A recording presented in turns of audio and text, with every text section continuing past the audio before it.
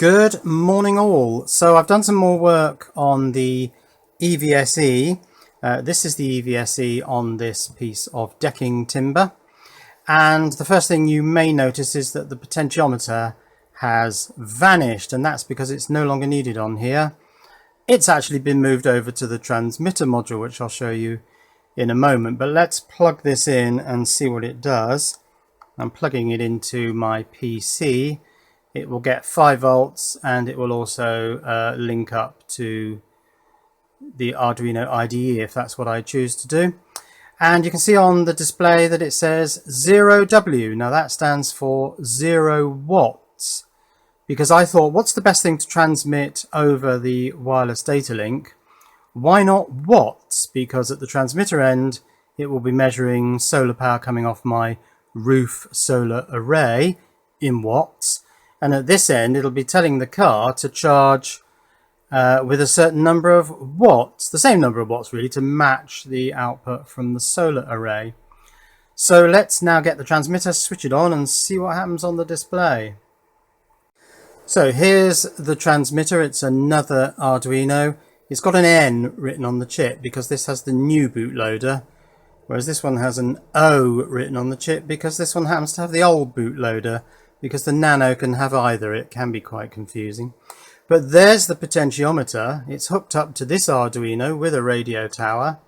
So I can twiddle this pot and then the transmitter talks to the receiver and the data appears on there. So I'm just going to use this power tool battery with a USB topper unit to power up the transmitter. Let's switch that on. Transmitter powers up, and now what we've got on the display here is 1380 watts, and if I turn up the pot you can see that goes up with some nice granularity actually to 2300 watts. It doesn't quite get there, it's 2299. Just don't think the pot's quite making it to 5 volts, but there we are. 2300 watts all the way down to 1380 watts. And now these two units are completely separate and communicating via this radio link. So why 1380 watts up to 2300 watts? Well, you probably remember seeing these, my little tables of power that the car will charge at various different currents. And so I've set it to run between 1380 watts for 6 amps at 230 volts AC, all the way up to 2300 watts. That's 10 amps at 230 volts AC. So that's the range. That explains the range of watt values that show up on this display. 2300 all the way down to 1380. Now the difference between these two numbers is 900 and something. And so the pot values, where there are 1024 different values, are mapped to the 900 or so values for the different watt values. And that means that we've got good granularity. I think it goes down to a granularity of 1. So 1472, 1473, 4, 5, 6. So yes, you can control this in a very fine-grained control down to an individual watt. So why did I decide to send watts over the radio link? Well, I thought, well, I could put the pot value. Now, of course, the pot itself is analog, 0 to 5 volts. The analog to digital converter inside this microcontroller gives us a range of numbers between 0 and 1023. I could have sent those numbers over the radio, but they're not very, well, for one thing, the pot's not going to be on the final version of this project. This Arduino is going to take its input from some sort of device that measures power coming from the solar panels. The pot is only temporary. So I thought, well, what figure, what number is going to exist on this project right through to the end? And of course it's watts. It's the amount of watts coming off my solar array. That can go up to 3600. Incidentally, this limit of, where's my pot? Yes, there, turn the pot. This limit of 2300 watts is only temporary while I'm still using a power bank because this EVSE has no safety features. because the power bank really can't go much above that without cutting out. So this is a temporary range of 6 amps to 10 amps. In the final version, this will go from 6 amps to 16 amps, which is 3.6 kilowatts. So yeah, my decision to send watts is because watts is a much more meaningful number when this project is complete. And so yes, I'm sending watts. It's a 16-bit number. It won't fit in a single byte, so it's a 2-byte. It's a uint 16_t variable in the Arduino code. In fact, why don't we take a look at the Arduino code for the transmitter right now? So this is the transmitter code in its entirety. Everything in this sketch is visible on screen, so if you want to copy it, you can. So most of this stuff is related to the RF24 radio communication system, a pipe value, which I've just set arbitrarily at 555555. So here's a uint 16_t for the packet. Now this packet is the 16-bit number which holds watts. I could have called the variable watts, but I called it packet because it relates more to the RF transmission system. There's a payload, and the payload is enabled here. It's not actually used, but I didn't think it was necessary to cut it out because I might use it. And here's another uint 16, so it's another 16-bit variable for the pot, because that varies between 0 and 1023. So in setup, we just get the radio running, and then in loop, there's an analog read of pin A7. Now that from the analog to digital converter will return a value between 0 and 1023. So the packet that I'm going to send over the radio is the map command of the pot value. That goes from 0 to 1023, and I'm mapping it to a range 1380 to 2300, and that's the power in watts. And then it's simply write that over the radio, delay for 100 milliseconds, and repeat around the loop.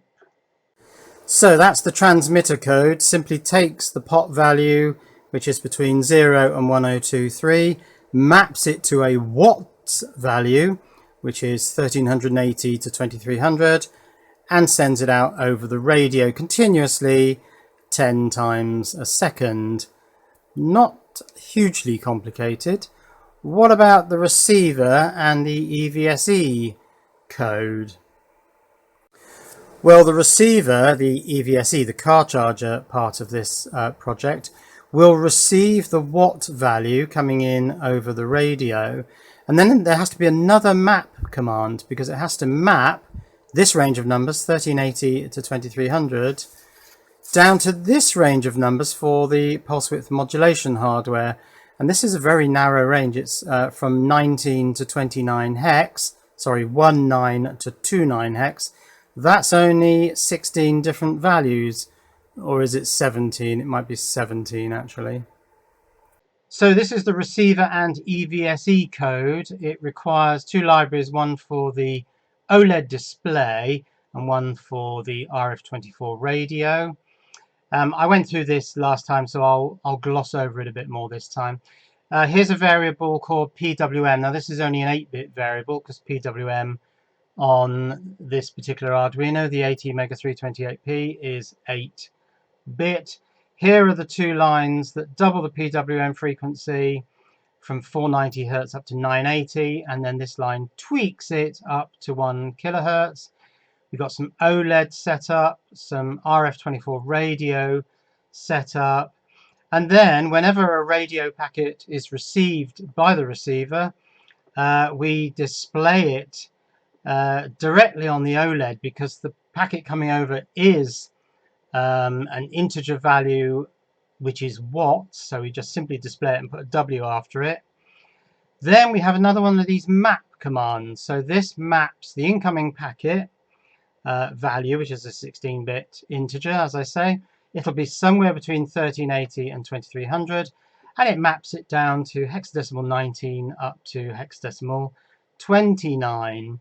That will have fairly not fine-grained control, only 17 discrete values, I believe that is. Or is it 16? Someone will put me right on that. And then we simply do an analog write to pin 3, which is the PWM pin I'm using to drive the CP line out to the car. And I also put this constraint in to make sure that if, for whatever reason, some dodgy packet comes in and it's not between this range of values, 1380 to 2300, I want to make sure that the PWM cannot go outside of this range.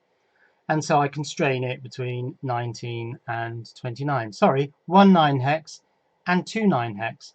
That is the receiver code in its entirety. There are no scroll bars here. If you want to copy this, simply write it all down. This is all of it. So this is where the project is now. We've got two Arduinos, a transmitter and a receiver.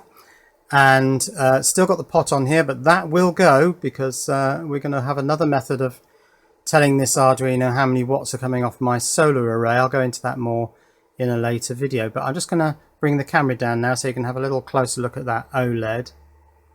Like so, and oh, just out of shot is the transmitter, so I'm just going to wind that down now all the way to the pot at its bottom, which is 1380 watts. I'll put the pot now halfway, which is 1860 watts, and I'll try and tweak it small amounts so you can see the granularity there. I've got individual watt control, and that's just fortunate really that the range of watt values is actually smaller than the range of potentiometer measurement values, because the Arduino has a 10-bit analog to digital converter. So 2300 at the top. Like I say, I can't quite get it to go up to 2300. Bit annoying that, but there we go. And 1380 watts at the bottom. So, going to take this out to my car. Just try it on the car. It means I can put this thing outside on the step and have the transmitter, this device, in the house with the power bank. Twiddle the pot, watch the display of the power bank, make sure it's all working. Then we can move on to the next step, which is to measure the power output from my solar panel array. But that's it for this video. Cheerio.